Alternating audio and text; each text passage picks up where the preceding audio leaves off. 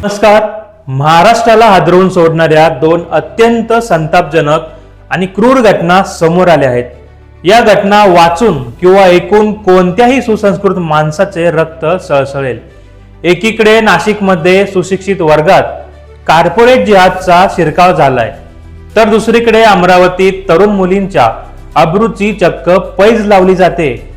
नाशिकच्या एका नामांकित IT कंपनीत, जिला आपण TCS म्हणून ओळखतो, तिथे गेल्या 4 वर्षांपासून म्हणजे 2022 सालापासून एक भयंकर प्रकार सुरू होता.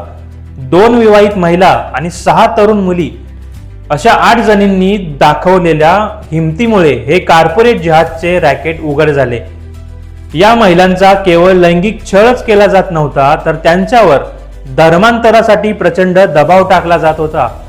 दानिश शेख, तौसिफ अत्तार आणि निदा खान यांसारखे आरोपी या महिलांना कामाच्या ठिकाणी नमाज पठण करण्यासाठी सक्ती करायचे. इतकंच नाही, तर त्यांना बीफ खाण्यासाठी जबरदस्ती केली जायची. जुलै 2022 ते फेब्रुवारी 2026 या काळात तौसिफने धमकावून शारीरिक संबंध ठेवले, तर ऑफिसच्या लॉबीमध्येच इतर आरोपींनी महिलांचा विनयभंग केला. अत्यंत शरमेची बाब म्हणजे जेव्हा या पीडित महिलांनी कंपनीच्या HR विभागाकडे दाद मागितली, तेव्हा HRने या नराधमांच्या कृत्याला पाठबळ दिले आणि प्रकरण दडपून टाकण्याचा प्रयत्न केला.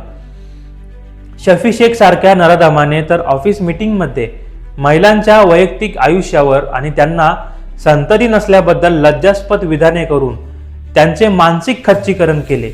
हा केवळ गुन्हा नसून एका विशिष्ट मानसिकतेतून केलेला जिहाद आहे.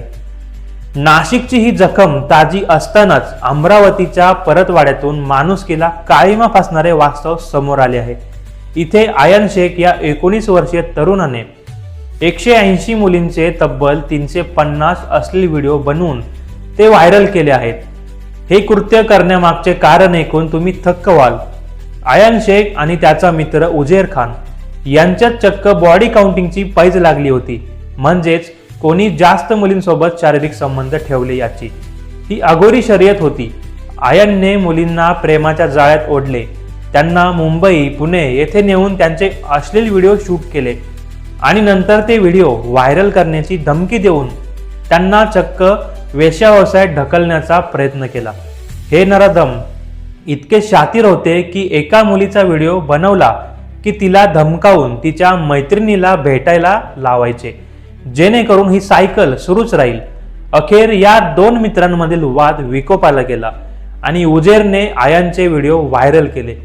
जेव्हा हे पाप जगासमोर आले, स्थानिक भाजप नेते आणि हिंदुत्ववादी संघटनांनी या प्रकरणाचा पाठपुरावा केला आणि 15 एप्रिल 2026 रोजी पोलिसांनी या रॅकेटचा पर्दाफाश करत आयन शेखसह 4 आरोपींना बेड्या ठोकल्या. विशेष म्हणजे मुख्य आरोपी आयन शेख हा MIMचा माजी पदाधिकारी असल्याचे समोर आले आहे. नाशिकचे कॉर्पोरेट जिहाद असो वा अमरावतीतील हे कृत्य, महाराष्ट्रातील माता भगिनी आता सुरक्षित आहेत का, असा संतप्त सवाल या निमित्ताने उपस्थित होत आहे.